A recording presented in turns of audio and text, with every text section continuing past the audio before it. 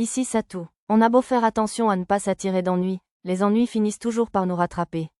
Il ne s'agit pas seulement de les éviter, mais de s'en remettre en minimisant les dégâts, je crois. Tire, il s'enfuit. Lulu, Mia, Arisa pointa du doigt l'abeille crabe mousse en fuite, ses cheveux lilas flottant dans tous les sens. Son adorable équipement la faisait ressembler à une magical girl, mais grâce à ses manières, elle ressemblait davantage à un vaillant petit chevalier. Alors que l'abeille s'envolait, une de ses pattes se brisa soudainement de manière anormale et un sang vert jaillit. Arisa dut utiliser la magie de l'espace sans incantation. Je vais la battre. Vêtue d'une armure de servante de combat, Lulu prépara son fusil à explosion incendiaire, de type fusil de précision, et le mit en mode tir rapide. Les balles incandescentes qui jaillissaient du long canon illuminaient l'obscurité du labyrinthe, leur lumière se reflétant sur les piliers de cristal qui parsemaient l'immense salle. Les longs cheveux noirs et raides de Lulu brillaient à contre-jour, projetant un éclat sur ses beaux traits. KWHAANYWEE. L'abeille crabe des mousses créa un bouclier avec la magie de glace pour se protéger des balles enflammées. Le bouclier parvint à dévier quelques tirs, mais il finit par se briser en deux dans un léger fracas, permettant aux balles restantes de pleuvoir sur le corps de l'abeille. Bientôt, ses ailes subirent tant de coups directs que son vol devint instable. Kyufu du vent. Mia saisit son bâton à deux mains et le brandit tout en lançant de la magie spirituelle. Un vent puissant, d'une force comparable à celle du sort de magie du vent, marteau d'air, projeta l'abeille crabe des mousses en difficulté au sol. L'explosion projeta les couettes vert clair de Mia en arrière, révélant ses oreilles légèrement pointues, signe distinctif d'une elfe. Et ce n'était pas tout ce que le vent fit voler. Le sort de vent fort souleva également les jupes des filles, exposant leurs sous-vêtements colorés. Arisa prit une pose à la Marilyn Monroe et s'exclama « Oh Nuon !» tout en me regardant, mais je décidai de l'ignorer. « Espèce de lâche, décide si tu es une abeille ou un frelon, je t'en prie !» s'écria Nana, l'homoncule, avec son air inexpressif habituel. Une jeune fille d'apparence blonde et plantureuse, mais âgée de moins d'1 an, criait avec son air habituel. Ces mots faisaient partie de sa compétence « provocation », qui poussa l'abeille crabe à déployer ses ailes en lambeaux et à tenter de se traîner vers elle. Trancheuse d'ailes, avec ses cheveux blancs courts, ses oreilles et sa queue de chat, Tama bondit hors de l'angle mort du monstre et lui trancha les ailes avec ses deux épées courtes, toutes deux équipées de lames magiques. Puis elle chargea les lames de magie pour attaquer à nouveau. C'est notre chance, monsieur. Pochi, qui arborait une coupe au carré brune, des oreilles de chien et une queue, utilisa la compétence « clin d'œil » pour charger l'abeille crabe de mousse de face et tenter de lui trancher la tête. Elle espérait probablement lui infliger le coup fatal. Son épée magique, également équipée de lames magiques, laissa une ligne de lumière rouge dans l'air en la balançant. Pochi, attention, mon avertissement arriva trop tard. L'abeille mourante agita son aile restante pour filer sur le côté et envoyer Pochi valser. Sa charge envoya également Tama au sol alors qu'elle tentait de l'attaquer par derrière. Du coin de l'œil, je vis Lulu se précipiter pour sauver Pochi. Finissons-en. Arisa et Mia commencèrent à incanter des sorts d'attaque. Normalement, elles auraient utilisé la paralysie ou un sort de contrainte pour immobiliser l'ennemi avant d'attaquer, mais comme celui-ci était d'un niveau inférieur, elles comptaient simplement l'écraser au plus vite.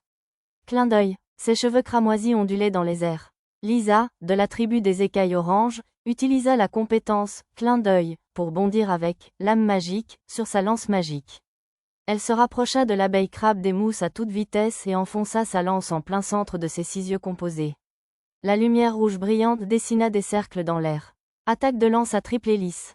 La lumière rouge tourbillonnante autour de la lance magique forma une hélice en transperçant la tête de l'abeille. Le dernier tiers de sa barre de PV se vida aussitôt. KWHAANYNYMYNYWE. Finalement, il laissa échapper un dernier cri avant que la lumière ne quitte les yeux de l'abeille crabe des mousses, et son corps mi-abeille mi-frelon s'effondra au sol avec un grand fracas. Oh là là, Lisa a encore porté le coup fatal.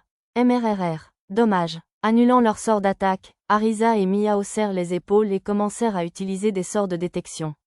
Ils cherchaient probablement à savoir si de nouveaux monstres approchaient. Comme Arisa l'a mentionné, les attaques de Lisa se démarquaient ces derniers temps.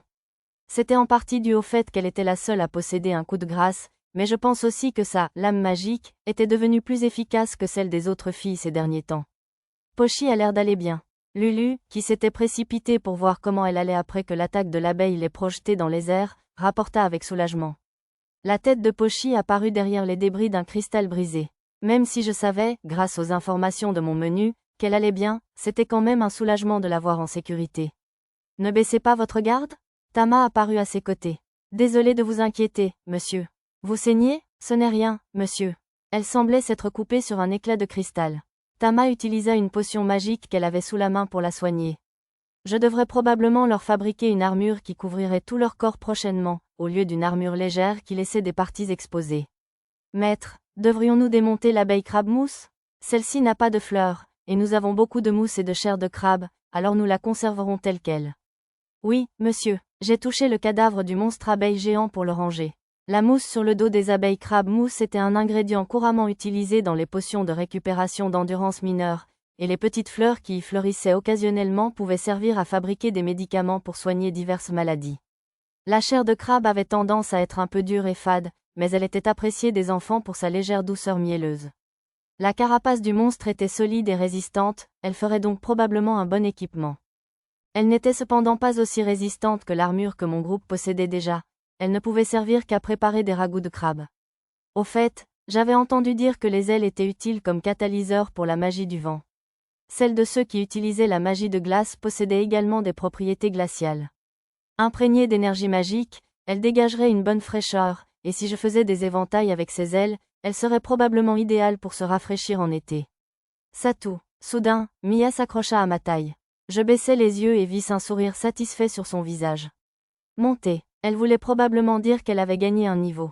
Comme Mia avait besoin d'environ 2 fois plus d'expérience que les autres filles pour progresser, la progression prenait un peu plus de temps. Bravo. Félicitations, Mia. Après avoir répondu à sa demande directe, les autres enfants se rassemblèrent pour la féliciter également. Ça veut dire qu'on est toutes niveau 38. Arisa me lança un regard de défi. On pourrait peut-être enfin affronter un maître de zone maintenant? Pas encore. Peut-être une fois que tu auras vaincu leur progéniture.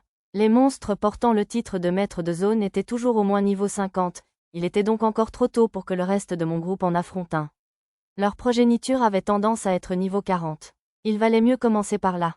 Tout en tapotant la tête d'Arisa, impatiente, j'ai regardé les autres. Ça a l'air d'être un bon endroit pour terminer cette partie d'exploration du labyrinthe, je crois. Oh, déjà? Ouais, il n'y a plus d'ennemis dans cette zone. Il restait quelques menus poissons avec des niveaux à un chiffre, mais ils étaient trop faibles pour être un bon entraînement. Pendant cette excursion dans le labyrinthe, nous avions chassé la section 6 comme prévu, il ne restait donc plus beaucoup de monstres puissants susceptibles d'être utiles en termes d'expérience. Mes enfants avaient tous travaillé très dur pendant cette partie d'exploration du labyrinthe.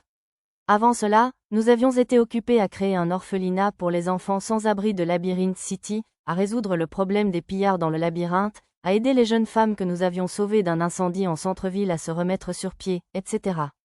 Compte tenu de tout cela, nous n'étions pas allés dans le labyrinthe depuis un bon moment.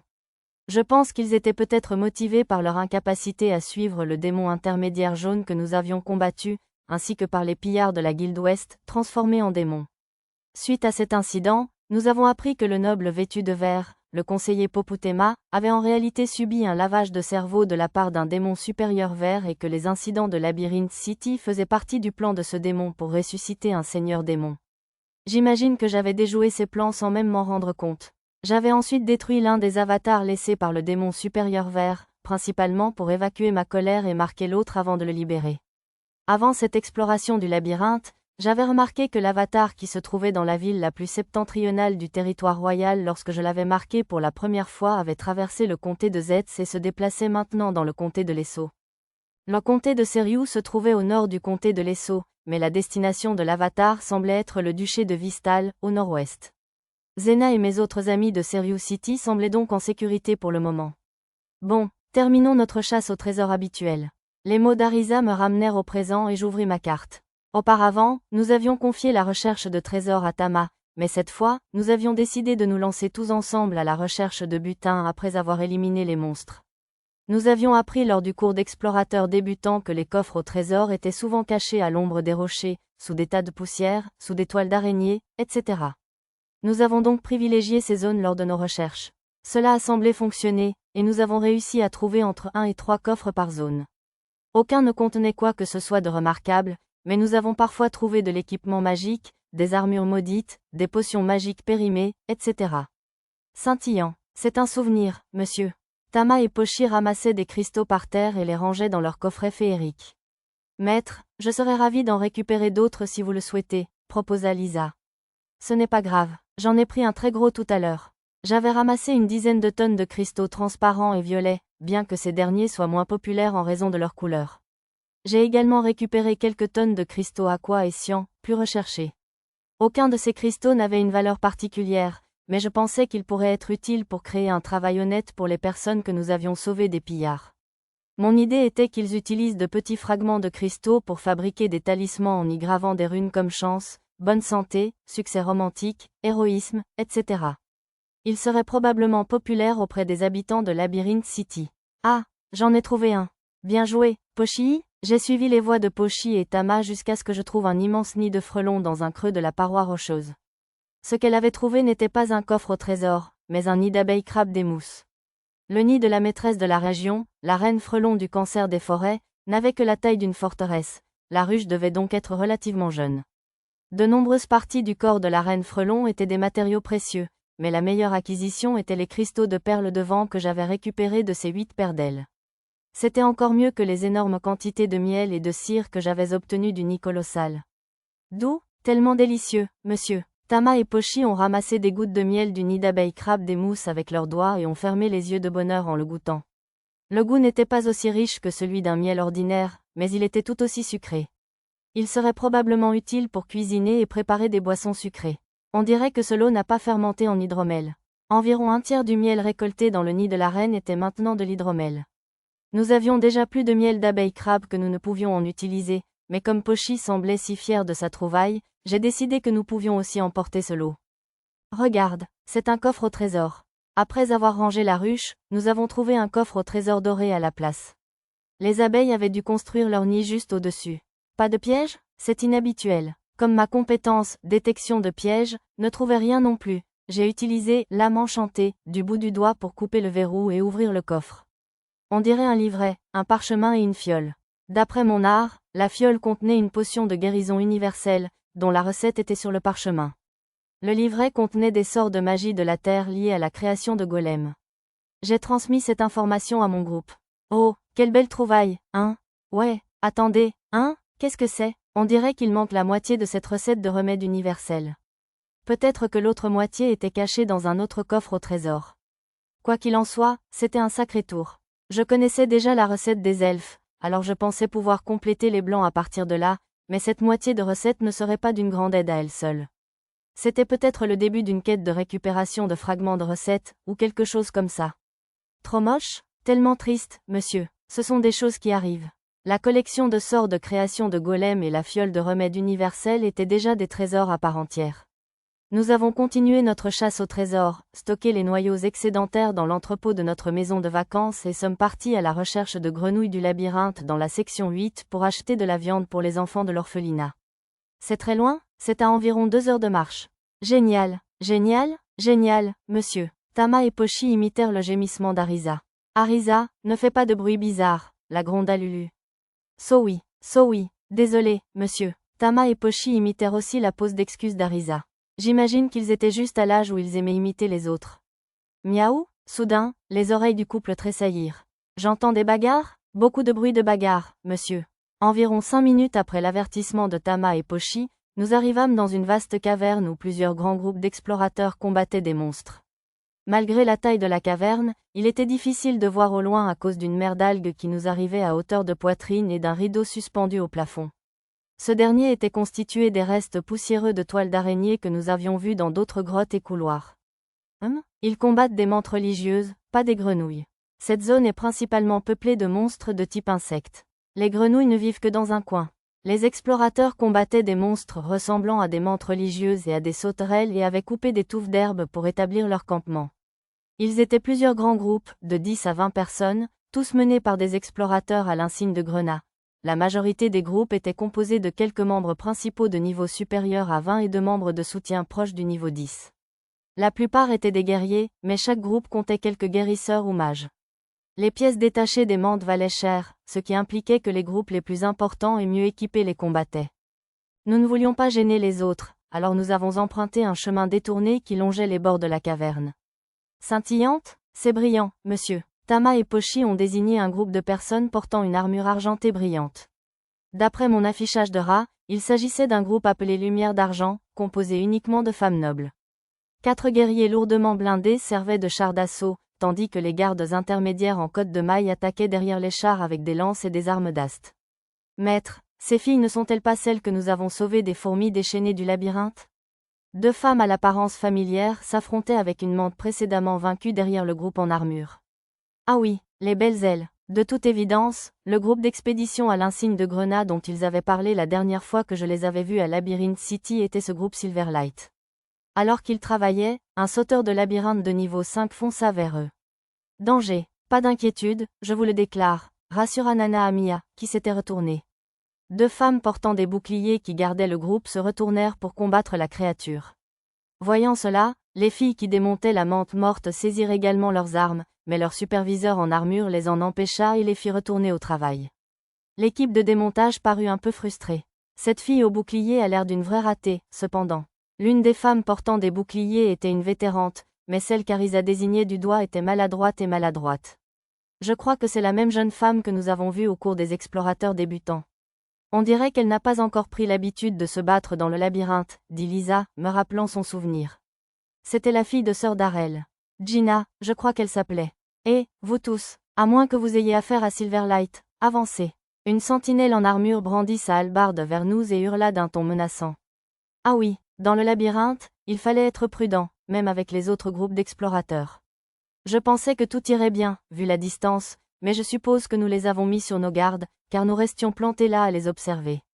Après nous être excusés, nous avons quitté la caverne. D'après ce que j'ai pu constater en partant, il semblait que chaque groupe gardait quelques hommes en réserve au lieu de lancer toutes ses forces au combat. C'était probablement une mesure contre les monstres ou les pillards qui pourraient tenter d'attaquer pendant que le groupe était épuisé, ou contre les groupes d'explorateurs mal élevés qui pourraient tenter de voler leurs proies affaiblies. Bien sûr, je suppose que c'était peut-être juste en cas d'urgence ou d'apparition de nouveaux monstres. Je sens du sang, monsieur. À mi-chemin du passage principal, entre le lieu du combat de Silverlight et la prochaine grande caverne, nous sommes tombés sur quelques cadavres dévorés par des monstres. Ces monstres étaient des créatures noires, plates et semblables à des insectes. Attendez, alors que le reste du groupe accourait, Tama cria d'un ton sec.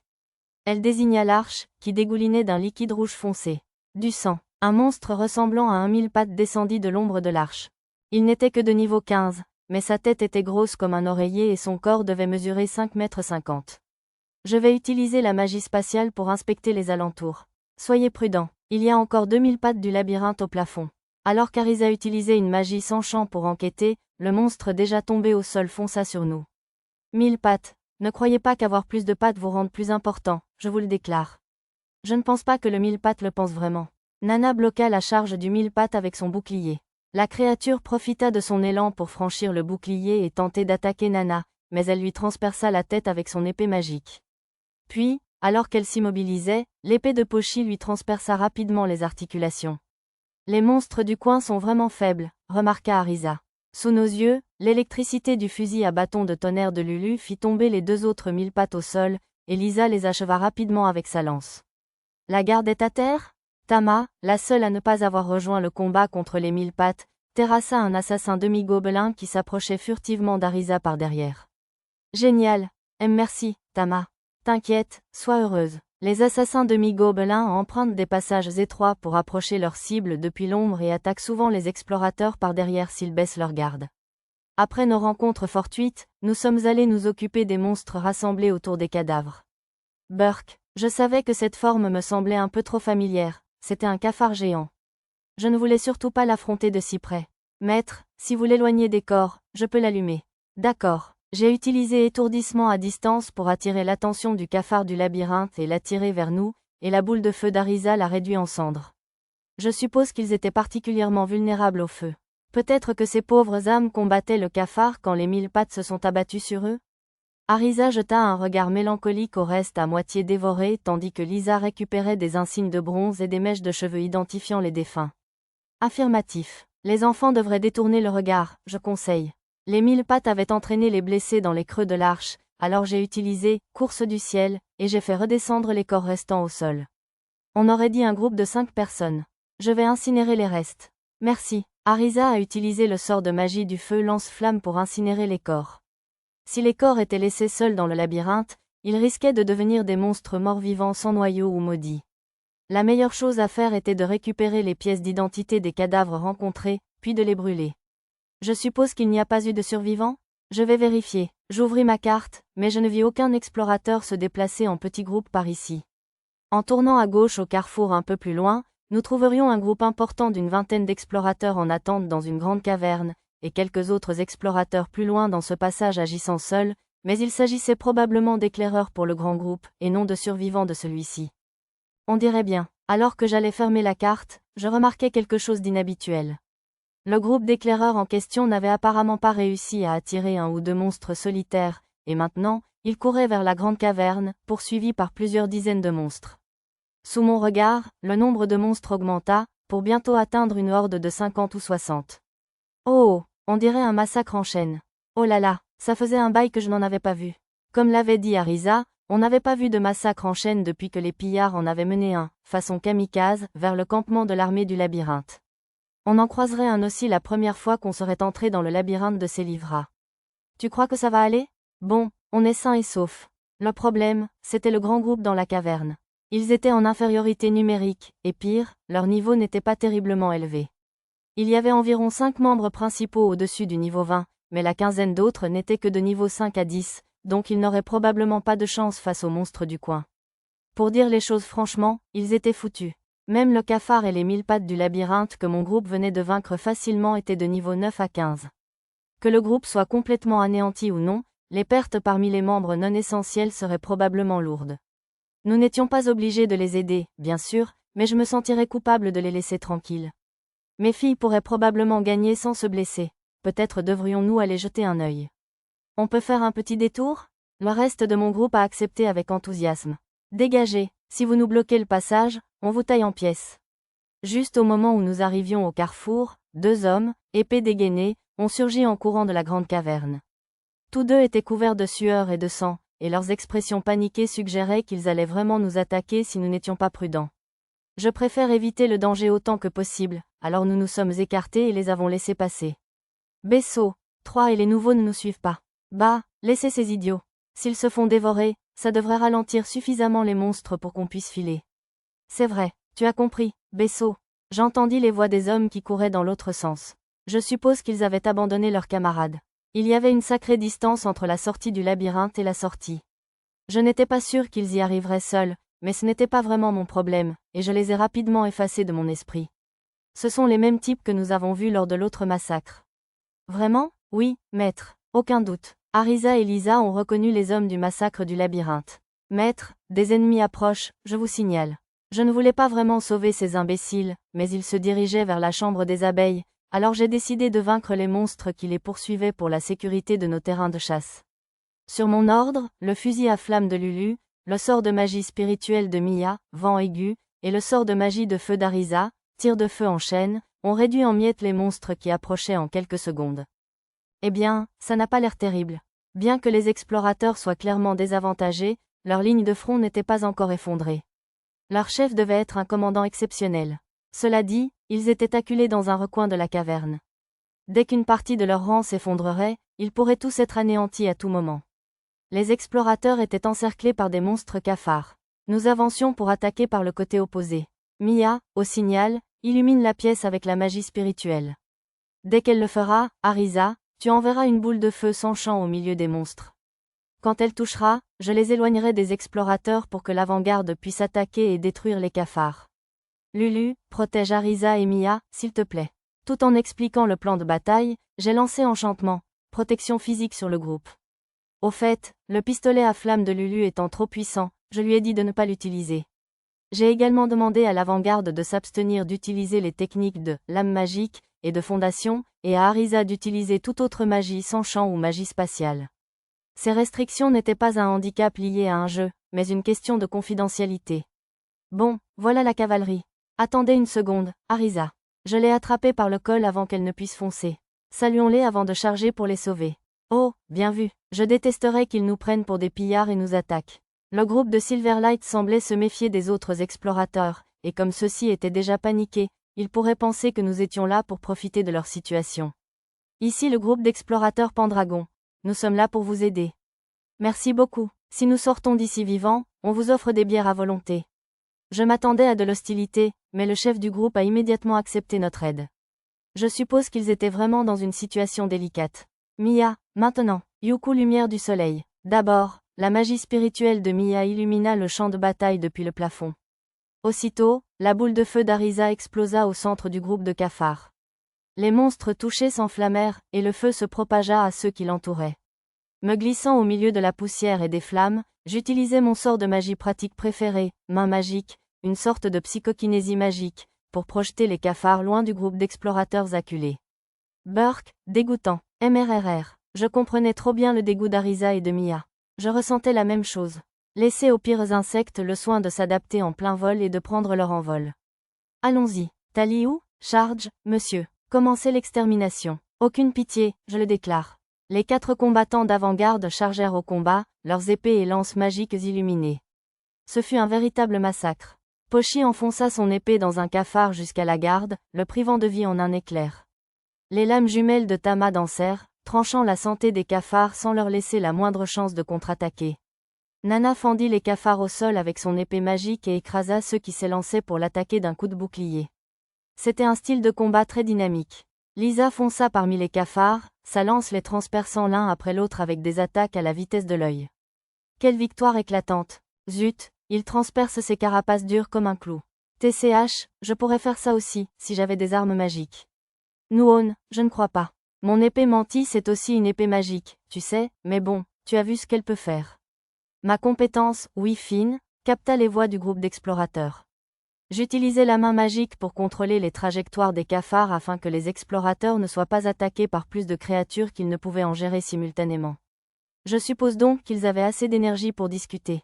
J'avais déjà fabriqué des épées mantis, mais je ne pensais pas que le simple fait d'utiliser des pièces d'une mante soldate suffisait à les qualifier d'épées magiques. Transformer des morceaux de monstres en une véritable arme magique demandait beaucoup de travail supplémentaire, après tout. De plus, contrairement à la lance de criquet magique de Lisa, l'épée de ce type ne brillait pas d'un rouge intense. Bien sûr, l'avant-garde n'était pas la seule à semer la zizanie. L'arrière-garde travaillait aussi d'arrache-pied. BWAA. Les cafards sont des ordures. Arisa s'emballait un peu. Oh là là, ils brûlent facilement. Je crois que je vais essayer le cercle de feu la prochaine fois. Malgré tout, elle utilisait les incantations à chaque fois et veillait à ne pas viser l'avant-garde ni les membres du groupe adverse. Maître, au-dessus de vous. Lulu pointa du doigt un mille pattes labyrinthique rampant au plafond. Je l'avais discrètement balancé avec main magique, mais je suppose qu'il était revenu. Vas-y, tire, Lulu. Oui, monsieur. Une boule de feu du pistolet à bâton de feu de Lulu abattit le mille pattes. Contrairement au fusil à feu de type fusil, celui-ci était une sorte de bâton à la silhouette de fusil. Lorsqu'on appuyait sur la détente, il absorbait une partie de la magie du porteur et projetait une petite boule de feu hors de la pierre de feu au bout du canon. Lulu n'avait pas autant de puissance magique qu'Arisa ou Mia, mais maintenant qu'elle était au niveau 38, elle en avait largement assez pour utiliser le fusil à feu pendant un certain temps sans s'épuiser. Alors que le mille pattes s'effondrait, je l'ai achevé avec mon épée de fée. J'ai ensuite laissé Lulu garder Arisa et je suis allé rejoindre les explorateurs avec Mia, qui portait maintenant un brassard d'infirmière rouge. Il va sans dire qu'Arisa était celle qui avait fabriqué cet accessoire de cosplay. On va te soigner. Rassemblez les blessés ici, s'il vous plaît. Arisa et les autres m'ont libéré un espace pour que je puisse rejoindre les explorateurs. Vas-y, Mia. D'accord. Mia utilisait des sorts de magie de l'eau comme guérison par l'eau et élimination du poison pour soigner les blessures et les affections des explorateurs, tandis que je jouais son rôle de gardien et de gestionnaire. La douleur s'estompe. Oh, mes blessures guérissent. J'ai l'impression de pouvoir continuer à me battre. Waouh, j'ai retrouvé mes bras et mes jambes. Moi aussi. Merci, petite mage. Comme Mia portait une capuche, les explorateurs n'avaient pas remarqué qu'elle était une elfe, mais ils avaient dû la prendre pour une jeune fille à sa petite taille. Mia hocha timidement la tête. Grâce à ses soins, les explorateurs, mis à terre, purent peu à peu retourner au combat. Bientôt, leurs lignes de front se stabilisèrent. Même les explorateurs de bas niveau s'unirent pour éliminer les cafards un par un. Alors que la bataille tournait à leur avantage, les explorateurs commencèrent à discuter entre eux. Ce salaud de Bessot, un lieu de chasse idéal, mon cul. Il nous a dit que des cafards errants du labyrinthe erraient seuls ici, pour qu'on puisse chasser autant qu'on le voulait en toute sécurité. Ouais, il prétendait être un expert pour attirer les monstres, et regardez ce qui a fini. Apparemment, le couple qu'on avait vu s'enfuir avait suggéré ce lieu de chasse. Où sont-ils, au fait? Peut-être qu'ils se sont fait dévorer par des monstres? Bien fait pour eux. Ils ne semblaient pas très appréciés. Satou. Après avoir soigné, Mia tira sur ma manche pour avoir des instructions. On dirait que le combat sera bientôt terminé. Gardons un œil sur la situation d'ici. Ensemble. On s'est assis sur un rocher escarpé et on a observé le combat, les soutenant de temps en temps avec une pierre lancée ou un sort de soin. En moins d'une heure, le combat était terminé. Merci de nous avoir sauvés, Sire Noble. Pas du tout. Je suis juste contente qu'on soit arrivé à temps. Monsieur Cochin, l'explorateur à l'insigne grenat qui semblait diriger le grand groupe, était venu me remercier. Son groupe, Crinière d'Ivoire, ne comptait que 4 vétérans. Les autres étaient des membres d'essai qu'il avait recrutés. Alors, à propos de votre récompense. Cochin parut hésitant, mais je l'interrompis. Ce ne sera pas nécessaire. Mais, si vous rencontrez des explorateurs en difficulté à l'avenir, donnez-leur un coup de main. Vous êtes sûr que c'est suffisant? Ça ne semble pas grand-chose. Cochin, vous ne savez pas grand-chose en dehors de l'exploration, n'est-ce pas? L'interrompit l'homme à lunettes debout à côté de Cochin. Il veut dire, transmettre une faveur, n'est-ce pas, Sire Noble? Transmettre une faveur. Je suppose que le royaume de Shiga a aussi un concept comme, donner au suivant. Je fis un signe de tête à l'homme, qui expliqua le concept en détail à Cochin. Au même moment, d'autres explorateurs s'approchèrent pour faire leur rapport. Cochin, ce salaud de Besso est introuvable. On a trouvé les 2 nouveaux qu'il avait amenés morts dans le couloir près du nid. Il devait y avoir des victimes avant notre arrivée. On a trouvé ce 3. Il dormait derrière un rocher.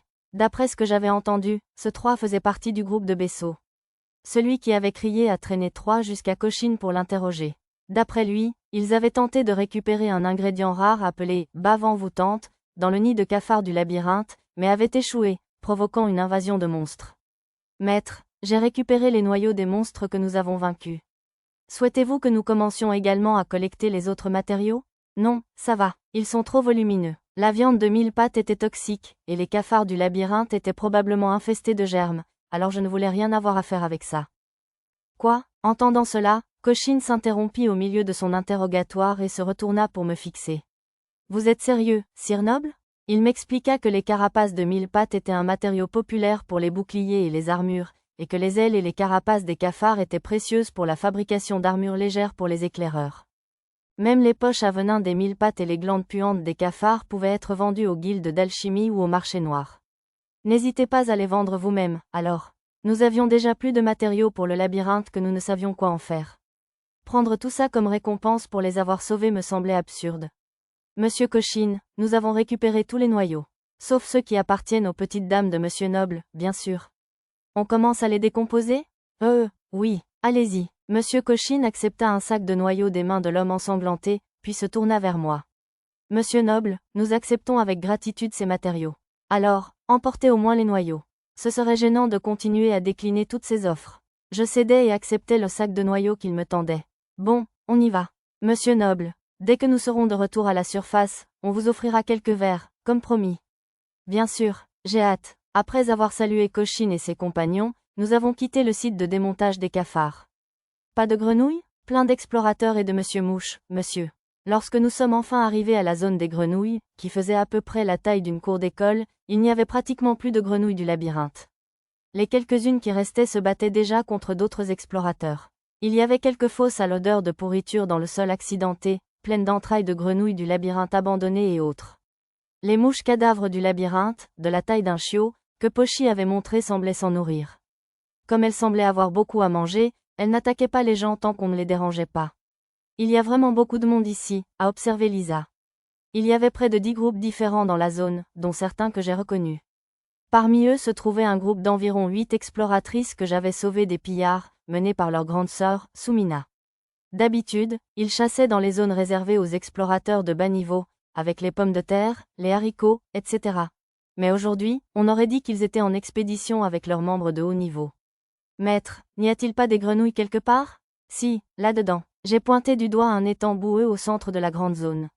Des explorateurs dotés d'attaques à longue portée ou de la compétence provocation étaient rassemblés sur ces rives, attendant que les grenouilles émergent de l'eau.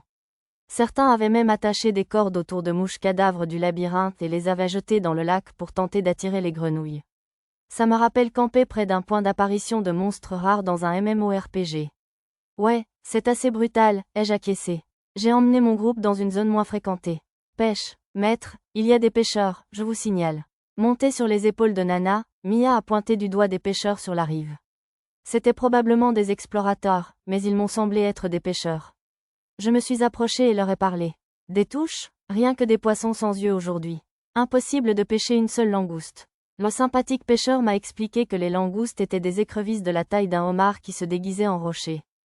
Miam, les langoustes et les poissons sans yeux se vendent cher, mais ils ont un goût un peu trop boueux à mon avis, vu qu'ils viennent d'une ville portuaire.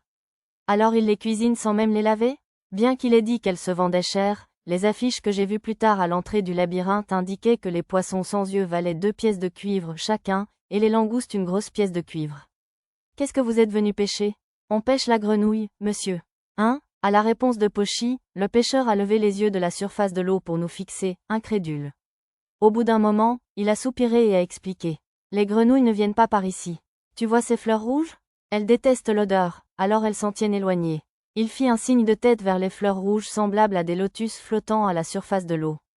Quelle gentille personne. Si tu veux attendre les grenouilles au bord du lac, tu ferais mieux d'aller là-bas, derrière ces rochers. Ne reste pas au bord de l'eau. Sinon, alors qu'un autre pêcheur commençait à nous avertir, nous avons vu l'un des explorateurs près des rochers en question être entraîné dans l'eau avec fracas. Le reste de son groupe, paniqué, l'a tiré précipitamment à la surface avec une corde qui semblait lui servir de ligne de vie. J'allais aller aider, mais je suppose que ce ne serait pas nécessaire. J'ai remercié les pêcheurs et nous nous sommes dirigés vers les rochers en question. Bon, on pêche des grenouilles? J'essaierai, j'ouvrirai mes yeux comme des soucoupes, monsieur. À l'inverse, Pochi, ça risque d'être dur. Ça ira. J'ai utilisé mon radar pour localiser la zone où se trouvait le plus de grenouilles labyrinthiques, puis le sort, voir à travers, pour les localiser. Puis j'ai sorti un harpon de mon sac de garage, j'y ai attaché une corde et je l'ai lancé sur l'une des grenouilles sous l'eau. GWELOROON. Le harpon transperça la chair d'une grenouille du labyrinthe, qui hurla de rage et remonta à la surface. Bien que la grenouille pesât probablement plus de 300 kilos, elle n'était que de niveau 13, nous l'avons donc achevée sans difficulté. Les grenouilles de la zone semblaient un peu plus petites que celles que nous avions affrontées auparavant. Salut, jeune homme, tu peux me donner des os et du cartilage? Je te jetterai les entrailles. Donne-nous aussi la peau, si tu n'en as pas besoin. On peut même la décomposer, aussi vite que tu veux. Tandis que je regardais Lisa et les autres décomposer la grenouille, 2 explorateurs arrivèrent derrière moi, de grands paniers sur le dos. Je remarquai qu'ils portaient tous deux le titre de pilleurs. Pas besoin de ça, je te donne volontiers les os et la peau en échange de l'élimination des déchets, mais on garde le cartilage. Le cartilage de grenouille du labyrinthe frit était l'un des plats préférés du maître de guilde. Dis donc, à quoi te sert la peau, au fait? Demanda Arisa avec curiosité. On en vend aux ateliers. Ils nous ont dit que la peau de grenouille labyrinthique servait à fabriquer des sacs imperméables, des vêtements de pluie pour les zones aquatiques, etc. J'avais des recettes pour certaines de ces choses dans mes documents, mais elles ne semblaient pas très efficaces, alors je n'avais pas l'intention de les fabriquer.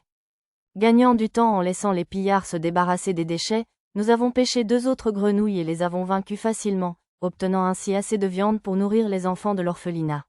Soumina et d'autres explorateurs m'ont demandé mon astuce pour trouver des grenouilles sous l'eau, mais je ne pouvais pas vraiment leur dire la vérité. J'ai utilisé ma compétence, fabrication, pour inventer une réponse arbitraire. Je me fie simplement à mon instinct et je guette les bulles à la surface de l'eau, je suppose. Il y a un groupe en rouge plus loin, je vous signale. Monsieur Kinkuri, sur le chemin. Une fois notre chasse aux grenouilles terminée, nous sommes retournés à la première salle de la section 1. Il ne nous restait plus qu'à monter le long escalier et à retourner à la cité du labyrinthe, mais un problème se posait. Un groupe d'explorateurs en armure rouge assortie s'était aligné devant l'escalier.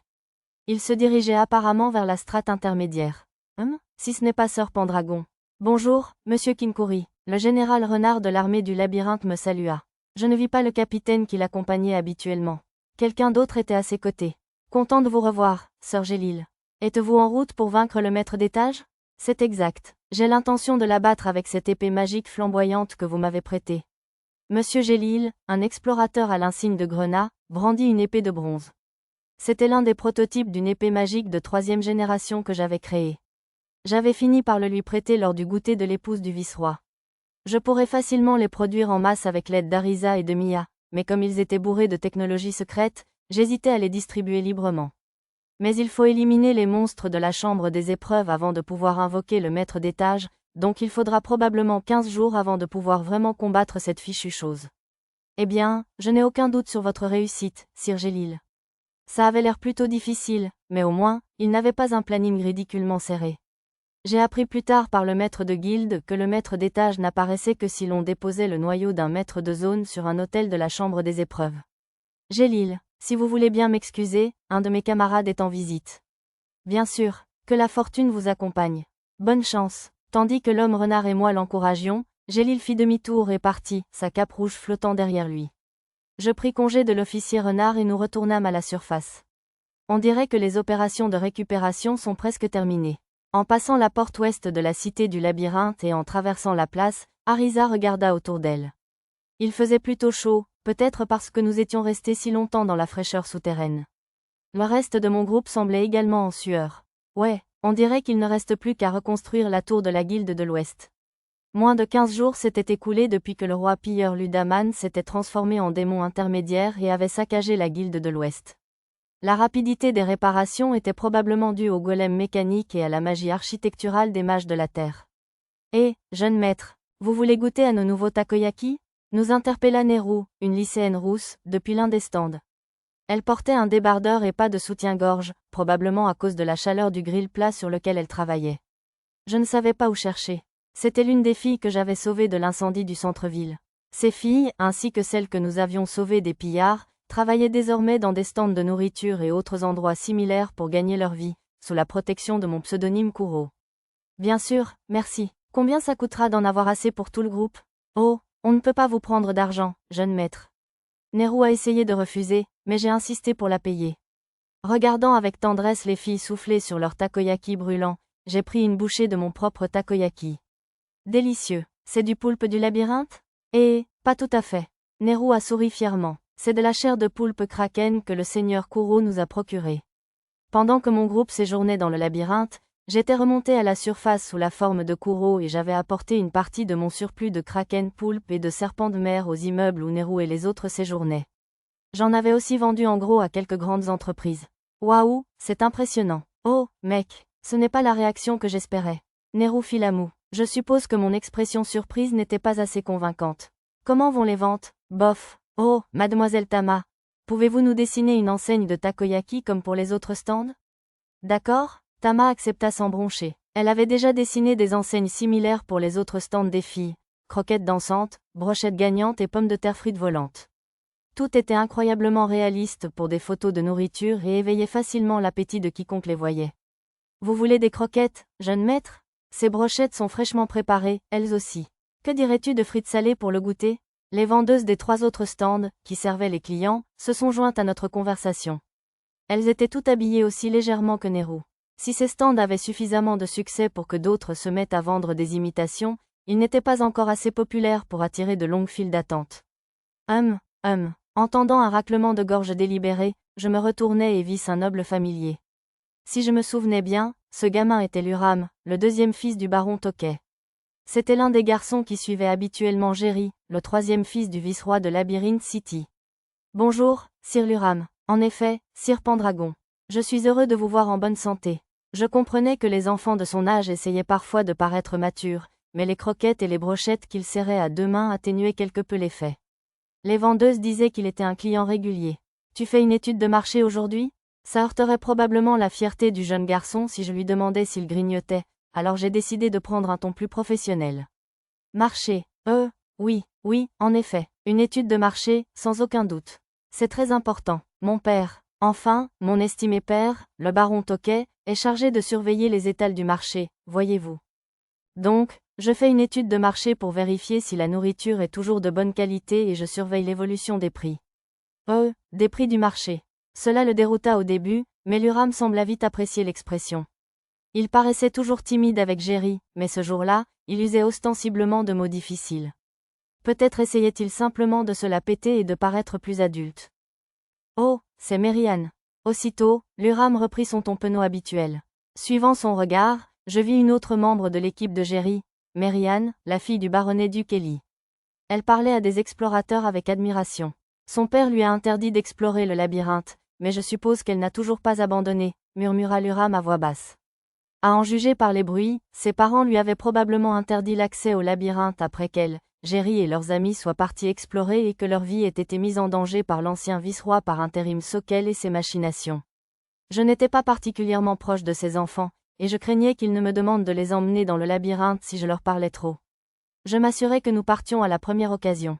Bienvenue, jeune maître. Bienvenue. Après avoir pris une calèche pour rentrer au manoir, nous fûmes accueillis par la femme de chambre en chef, mademoiselle Mitteruna, les femmes de chambre principales, Rosie et Annie, et les jeunes femmes de chambre en formation.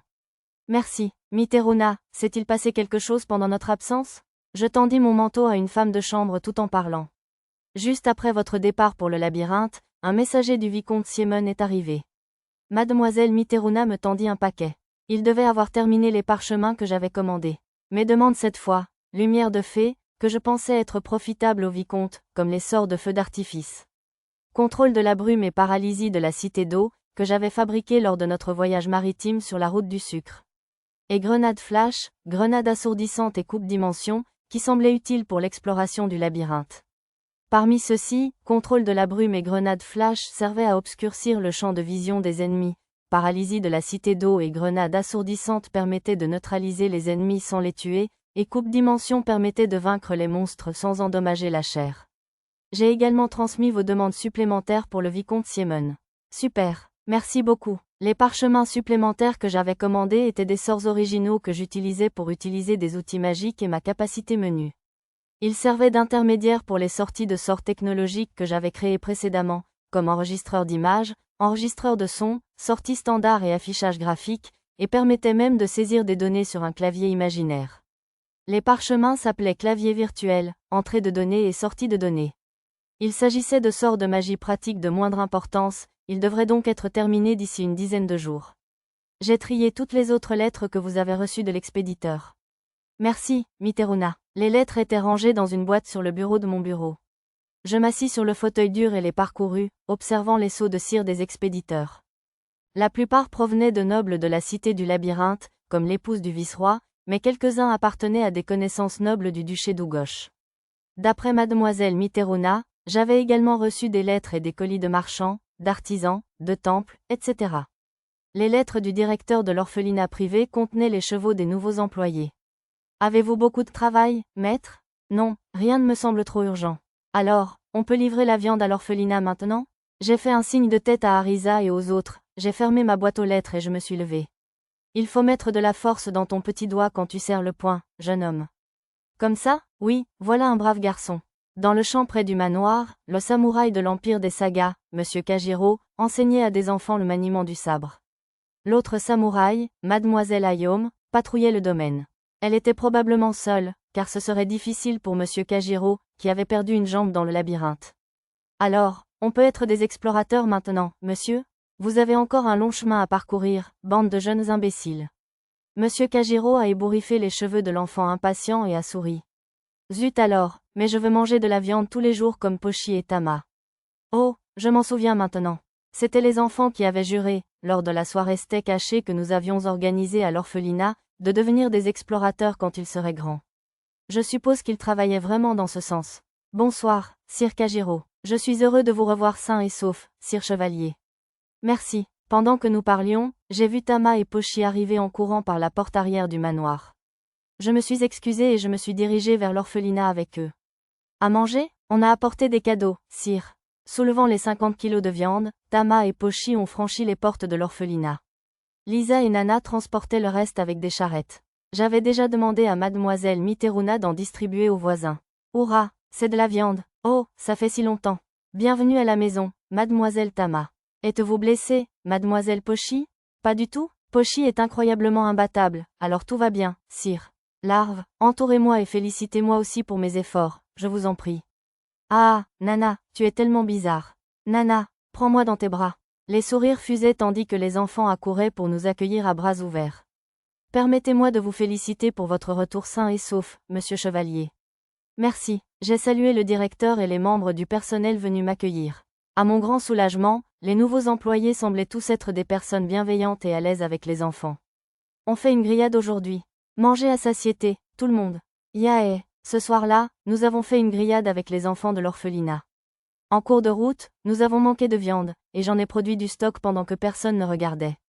Les enfants en pleine croissance ont un appétit incroyable. C'est du moins ce que je pensais. Miam, Pochi peut encore manger beaucoup de viande, monsieur. Vous, les enfants, vous en avez pris de si petites portions. Vous devez manger plus pour devenir grand et fort, vous savez. Mais je suppose que c'était mes enfants qui avaient le plus gros appétit. Les ventres de Pochi et Tama gonflaient à vue d'œil, mais la vraie question était de savoir où Lisa emmagasinait toute cette graisse sur sa silhouette élancée. Le monde est vraiment plein de mystères.